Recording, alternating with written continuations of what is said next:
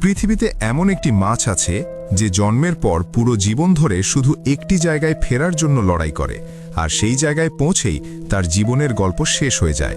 এই মাছটার নাম স্যালমন। স্যালমন মাছের জীবন কোনো সাধারণ মাছের মতো না। এরা জন্ম নেয় মিঠা পানির নদীতে। কিছুদিন পর নদী ছেড়ে চলে যায় হাজার হাজার কিলোমিটার দূরের খোলা সমুদ্রে। কিন্তু মজার বিষয়, সমুদ্র কখনোই স্যালমনের চূড়ান্ত গন্তব্য না। গবেষণায় দেখা গেছে স্যালমন নদীর পানির রাসায়নিক সিগনেচার মনে রাখতে পারে। এই ক্ষমতাকে বলা হয় অলফ্যাক্টরি মেমরি।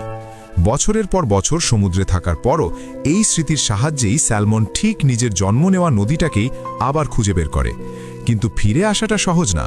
স্যালমনকে সাঁতার কাটতে হয় উজানের দিকে, যেখানে পানির চাপ ভয়ঙ্কর।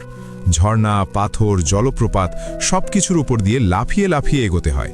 এই যাত্রায় অনেক স্যালমন আহত হয়, অনেকেই মারা যায়, তবুও তারা থামে না। এই সময়ে স্যালমনের শরীরে ঘটে ভয়ঙ্কর পরিবর্তন। তাদের রং বদলে যায়, চামড়া মোটা হয়, এমনকি দাঁতও বড় হয়ে ওঠে। কারণ তখন স্যালমন আর খাবার খায় না। শরীরের সব শক্তি জমা থাকে শুধু ডিম পাড়ার জন্য।